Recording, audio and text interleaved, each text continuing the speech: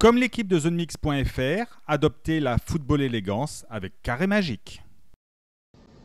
Bonjour et bienvenue sur ZoneMix.fr depuis le QG de Google, Google Plus en l'occurrence à Londres, où je me trouve. Donc Philippe Auclair, je pense que vous m'avez reconnu si vous êtes des habitués de ZoneMix.fr, en compagnie de quelqu'un que vous ne connaissez pas encore, Simon Festinesi.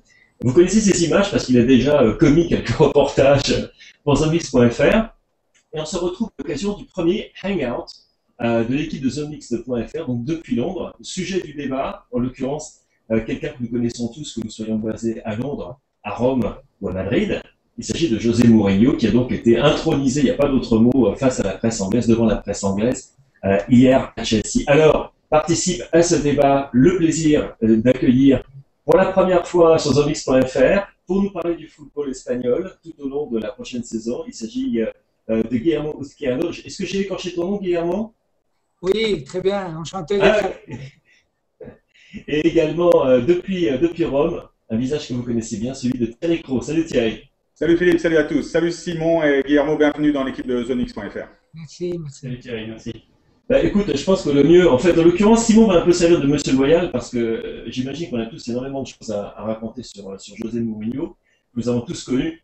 Donc Thierry, toi, tu l'as connu avec l'Inter. Toi, Guillermo, tu t'es tapé José pendant 3 ans au Real Madrid. Et puis moi, je me suis déjà tapé du José et je vais m'en retaper à nouveau. Tu vas t'en retaper à nouveau. Et donc hier, tu étais à la conférence de presse. C'était un vrai cirque. Hein. Raconte-nous un peu ce qui s'est passé, les journalistes, l'ambiance. D'abord, moi, je suis arrivé à peu près 1 heure avant le début de la conférence de presse. Il y avait 250 journalistes. 250. J'ai jamais vu ça. Ça aurait pu être Brad Pitt et Angelina Jolie, ça aurait été la même chose. Il y avait 20 caméras minimum. Et la conférence de presse qui a duré 50 minutes a été diffusée en direct sur la plus grande station de radio d'Angleterre, TalkSport. Ça a été diffusé en direct sur Sky Sports. Ça a été diffusé en direct en Irlande sur Setanta, etc., etc. Un cirque incroyable.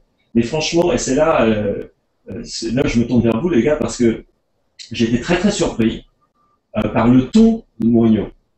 C'est-à-dire que bon, il a lancé sa petite phrase au début, on lui a bien évidemment posé la question sur Are you the special one? Et il a répondu non, je suis le happy one. Alors évidemment, ça y est, les journaux ont grandi, ils sont contents. Mais le ton, et je pense là. Alors c'est un contraste, non, par rapport, Guillermo, je me tourne vers toi, par rapport à Mourinho à Madrid. Plutôt, il apparaissait stressé, tendu, et aujourd'hui, hier, plutôt, il est apparu très, très calme et humble en Angleterre. Qu'est-ce qu'on en a pensé en Espagne? Oui, totalement. En voyant les dernières apparitions de Mourinho à Madrid, c'est totalement un personnage différent. Je pense que s'en aller de Madrid, c'était bon pour lui surtout, bon pour le Real aussi. Mais hier, je l'ai vu totalement relax, qui était complètement étudié. Il voulait apparaître comme une nouvelle personne pour cette nouvelle expérience à Londres. Et toi, Thierry, en Italie, tu as eu aussi l'occasion de côtoyer Mourinho. Alors, il ne le cache pas, il l'a répété plusieurs fois, son temps à l'Inter était pour lui le meilleur moment de sa carrière. Pourtant, il avait une relation plutôt tendue avec les médias en Italie.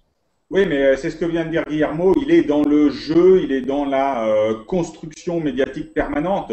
À l'Inter, il avait cette attitude d'être au devant de la scène en permanence, et il le disait, c'était pour protéger ses joueurs. Parler de Mourinho, taper sur Mourinho, se concentrer sur Mourinho, c'était le meilleur moyen pour protéger l'équipe. Et il a eu raison, puisque les résultats ont été là. Aujourd'hui en Italie, ce matin en Italie, on dit exactement la même chose. Ce qu'il a fait hier à Londres est exactement dans la continuité de cette stratégie. Il veut imposer la manière de être considéré par les médias. Il veut imposer la manière dont les médias vont parler de lui, de son équipe, de son club. Mais par contre, ce qui est tout à fait impressionnant, c'est comment il a su, en l'espace de quelques jours, passer d'une situation de tension absolue telle qu'on l'avait raconté ici en Italie, celle qui se passait à Madrid, à cette situation complètement hallucinante d'hier soir en Angleterre. Mais ça ne surprit absolument personne. Guillermo vient de le dire, ça n'a pas surpris, je suppose, beaucoup de monde non plus à Madrid. Il est dans le jeu, il est dans la construction, il est dans le rôle permanent. Donc voilà, c'est du Mourinho dans le texte, il ne faut pas se faire d'illusions. Le jour où il aura envie de remettre un petit coup de polémique, il le fera immédiatement. Ouais, mais il y a quand même, je sais pas, il y a des choses quand même qui m'ont frappé dans le côté calculateur de Mourinho hier, il y avait aussi, malgré tout, et là, je me tourne vers Guillermo, tu vois, il y a eu quand même quelques petites piques, hein, parce que ce qu'a dit Andrés Iniesta, tu sais, sur Mourinho qui a détruit le football espagnol, dès qu'on a commencé à parler un petit peu de Iker Casillas, par exemple, d'Andrés Iniesta, tout de suite, a senti un autre Mourinho qui en faisait surface. Tout de suite. Oui, oui, oui. Je pense que ce ne sera pas la dernière fois, hein, parce qu'on a des comptes ouverts avec lui. Et c'est vrai qu'Iniesta et Xavi aussi ont parlé de Mourinho et lui, il voulait à toute répondre à Iniesta en lui disant que c'était lui, encore une fois, lui qui avait arrêté le cycle de victoire du Barcelone. Ce qui est vrai, mais ce qui surprend aux supporters de Real, c'est qu'il part toujours de lui-même comme si les joueurs n'ont rien fait de tout ça. Et que les joueurs, tu penses comme si les joueurs, c'est-à-dire tu penses aux joueurs du Real Madrid même ou Oui, voilà, il part toujours de lui-même. Il cherche la 3e Coupe d'Europe, pas la 10e du Real. C'est lui qui a détruit le cycle du Barcelone. Vous voyez, c'est toujours parler de lui-même et pas de l'équipe du Real Madrid. Voilà. C'est la chose plus critiquée à Madrid, qu'il parle toujours de lui-même. Et donc toi Thierry, en Angleterre, par rapport à sa première fois, par rapport à la première moi c'est Philippe.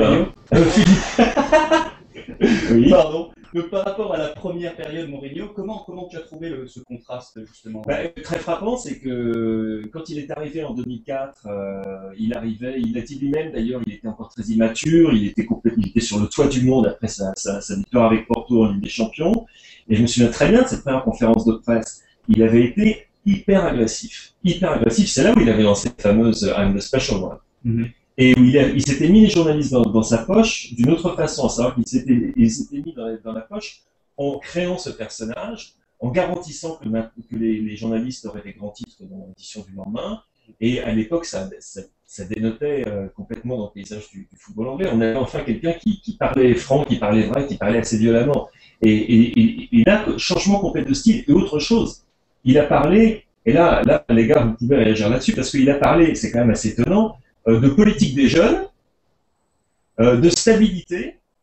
Il a même été jusqu'à dire que Arsène Wenger, Dieu sait qu'il ne l'avait pas pourtant, et qu'Arsenal était un modèle à ce niveau-là. Il a parlé de la confiance qu'il fallait donner aux jeunes, l'importance d'intégrer de nouveaux visages. Il a parlé de Romelu Lukaku et de Kevin De Bruyne qui vont rester au club finalement. Moi, je trouve ça un discours super surprenant de la part de Mourinho, parce que ce soit à l'Inter ou au Real, on ne peut pas dire que c'est quelqu'un qui vraiment fait intégrer beaucoup de jeunes à l'équipe première. Sincèrement, je dois voir ça. Hein. Je dois voir qu'il fait un pari sur les jeunes, parce qu'il ne l'a pas fait à l'Inter, Thierry peut le dire, et il ne l'a pas fait à Madrid. Non, à l'Inter, de toute manière, le seul joueur qu'il a essayé de gérer, c'était Mario Balotelli, qui était un cas à part. Mais effectivement, il a eu une attitude à l'Inter où il se concentrait sur des joueurs qui étaient déjà confirmés, le bloc des Argentins en particulier, et en aucun cas il a donné sa chance aux jeunes. Donc là encore, beaucoup d'interrogations et beaucoup surtout d'intérêt ici en Italie pour savoir comment ce Mourinho version 2 Chelsea va se comporter. On s'attend ici à beaucoup de surprises et bien évidemment on va suivre ça de très très près côté italien. Justement, j'allais dire, on a besoin de beaucoup de temps pour en parler, peut-être d'un petit peu plus de temps. Oui, je pense qu'on va arrêter là donc pour cette première partie et on va se retrouver donc dans une seconde partie sur TheMix.fr. Donc à tout à l'heure.